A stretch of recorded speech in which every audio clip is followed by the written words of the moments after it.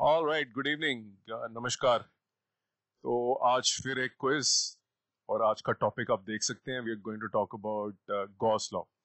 देखिए, Gauss law जो होती है उसके बारे में आप पढ़ते हैं और बहुत सारे न्यूमेरिकल सॉल्व करते हैं, लेकिन जब आप कॉन्सेप्चुअल फिजिक्स पढ़ते हैं, जब आप डीप फिजिक्स पढ़ते हैं, देन योर अप्रोच चेंजेस। तो आज की जो मेरी क्विज है, एक बेसिकली आपको एक कैसे गॉस लॉ आपके दिमाग में बिठाना है, उसका जो फंडामेंटल है उसके बारे में।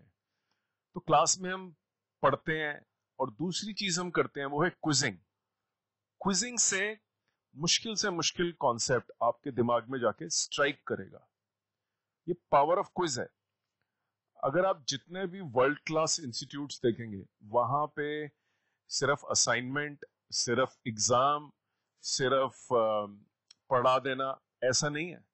Around 20 to 40% of teaching is quizzing. अगर और वो क्विजिंग जो है लाइव होनी चाहिए, उसके अंदर आप किसी को असाइनमेंट दे दें या कुछ क्वेश्चंस दे दें, घर पे जाके कर ले, उससे कुछ नहीं होगा। Actual quizzing will put the concept right there in your mind. आपको उसको बेसिकली सिर्फ ध्यान से सुनना है लेक्चर को, और उस लेक्चर के अंदर बेसिकली क्विजिंग होनी चाहिए। And I do that.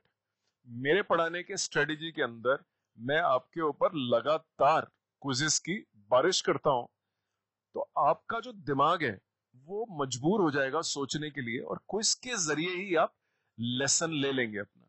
जो आपको कोर आइडिया, जो बहुत थ्योरी लिख दी, फॉर्मूले लिख दिए, लेकिन कोर एक आइडिया होता है, वो तो आपके दिमाग में नहीं बैठा करने का। ज्यादा एग्जाम देने से भी नहीं बैठेगा, बल्कि आपको ये ज्यादा करने से फ्रस्ट्रेशन होगी, क्योंकि कोर आइडिया तो आपके पास आया ही नहीं। और कोर आइडिया बिठाने के लिए exam is a wrong tool. The right tool to get the central idea in place in your mind is a quizzing in the class. That is why quizzes are very very important. They're like a game. आप दो group बना लीजिए, उसमें quizzing करवा लीजिए फलाना। तो now coming back to this topic, देखिए गॉस लॉ। और मैंने, अगर आप सीखेंगे, गॉस लॉ का एक तरह से मैथमेटिकल, उसके अंदर कुछ लिख के मैंने इक्वल टू कर दिया, परमिटिविटी भी लिखी हुई है, ये सबको मालूम है। मेरा क्वेश्चन लेकिन क्विजिंग है, क्विजिंग स्टाइल का है, और उसके अंदर सेंट्रल आइडिया है। आप ध्यान से देखिए, what does Gauss law deal with. Gauss law deal किससे करता है?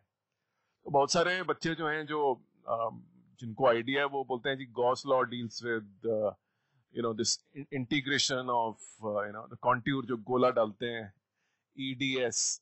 तो आपने एरिया वेक्टर के बारे में पढ़ा होगा। और भैया ये डील करता है, इलेक्ट्रिक फील्ड निकालने में हमारी मदद करता है, और इसकी मदद से हम कुछ कुछ टाइप की जो चार्ज डिस्ट्रीब्यूशंस होती हैं, I will talk about it, electric field हम निकाल सकते हैं। और हमें चार्ज मालूम होना चाहिए इनक्लोज्ड, और उसके बाद तो कोई दिक्कत ही नहीं है हमको। तो गॉस लॉ तो हम पढ़ते हैं क्योंकि इलेक्ट्रिक फील्ड निकालना होता है हमें। कुछ complicated charge distribution, cylinder, sphere आप देखते होंगे, उसके अंदर पार्शियली ठीक है, लेकिन 90% गलत है, सिर्फ 10% ठीक है। रियलिटी ये है, और ये क्विज का आंसर देने जा रहा हूं मैं, कि Gauss law is not about electric fields. Gauss law electric field के बारे में होता ही नहीं है। अब देखिए, क्विजिंग के दौरान यही होता है। अब मैंने कुछ पढ़ाया, आपने यूट्यूब का लेक्चर सुना, और आपके दिमाग में वो आइडिया बैठा कि नहीं बैठा, इस तरह की क्विज़ेस से मैं वो आइडिया आपके दिमाग में बैठा। से आप सुनिए, Gauss law does not deal with electric fields, it does not. Gauss law only deals with only one concept, which is flux. Gauss ने जो सारी स्टडी करी थी, वो बेसिकली फ्लक्स पे आधारित थी, कि एक, अगर हमारे पास इनक्लोज्ड सरफेस हो जिसके पास वॉल्यूम है, और उसके अंदर कोई इर्रेगुलर चार्ज डिस्ट्रीब्यूशन हो, तो उससे हम फ्लक्स कैसे ढूंढ सकते हैं। तो जो फंडामेंटल थॉट प्रोसेस है गॉस का, वो फ्लक्स पे था। आगे जाके क्या डेवलपमेंट हुई, कुछ सिमेट्रिक चार्ज डिस्ट्रीब्यूशंस आ गई, जैसे इनफाइनाइट वायर देखी होगी, ये सिमेट्रिकल होती हैं। तो गॉस लॉ का यूज हो जाता है, EDS is equal to Q करके, surface area, volume, charge distribution, line integration में लीनियर चार्ज डिस्ट्रीब्यूशन, वो यूज हो जाता है इलेक्ट्रिक फील्ड निकालने के लिए। Electric field due to some symmetric charge distribution, linear, surface, volumetric, निकल जाता है इलेक्ट्रिक फील्ड। लेकिन गॉस का मेन आइडिया, अगर आपसे कोई पूछे कि what does it deal with, it actually only deals with electric flux. तो नीट और जेई मेंस और बोर्ड के एग्जामिनेशन का लेवल जो है कॉन्सेप्चुअल हो गया है। क्वेश्चंस ट्रिकी आ रहे हैं, क्वेश्चंस बहुत पेने आ रहे हैं, और आपको क्लैरिटी होनी चाहिए कॉन्सेप्ट में। क्वेश्चन स्ट्रेट फॉरवर्ड इजी नहीं आ रहे हैं। NTA has raised the bar for NEET, JEE mains and CBSE.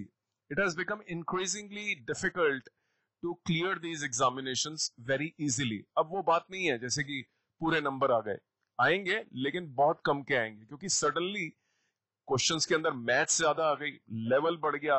आपको रियली नॉलेज होनी चाहिए कॉन्सेप्ट्स की। दो कॉन्सेप्ट आ गए, तब जाके आप सवाल कर पाएंगे। और इस सब को हैंडल करने के लिए the best way is that we do live quizzes in the class, so that the central idea is clear in your mind. उसके बाद आप असाइनमेंट करिए, उसके बाद आप एग्जाम दीजिए, नहीं तो इट विल फ्रस्ट्रेट यू कि हम ये कर नहीं पाए, क्योंकि आपको सेंट्रल आइडिया आता ही नहीं है।